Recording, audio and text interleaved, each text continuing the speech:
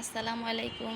এই যে দেখুন, মেয়ের জন্য রান্না করেছিলাম সকাল বলবো না, ভোর বলবো, ভোর 6টায় লুডুস রান্না করেছি। মেয়ে নিয়ে যায়নি, একটু হয়ে গেছে, মানে ঝরঝরা হয়নি কেন, তো নেয়নি। তো যাই হোক, এখন ছেলেকে এগুলো দিব আর কি। উপরে একটা ডিম সিদ্ধ, এটার মধ্যেও ডিম আছে, তারপরে একটা ডিম সিদ্ধ করে লাল করে দিয়েছি, যাতে বুঝতে না পারে যে এটা মেয়ের জন্য রান্না করেছি, মেয়ে নেয়নি। তো এখন কি করব জানেন, এই যে একটু পেঁয়াজ আর কাঁচামরিচ কুচি দিয়ে দিলাম।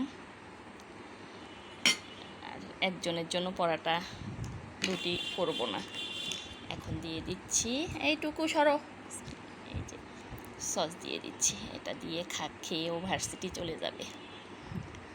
তো এই হচ্ছে আমার 2 নাম্বারই কাজ।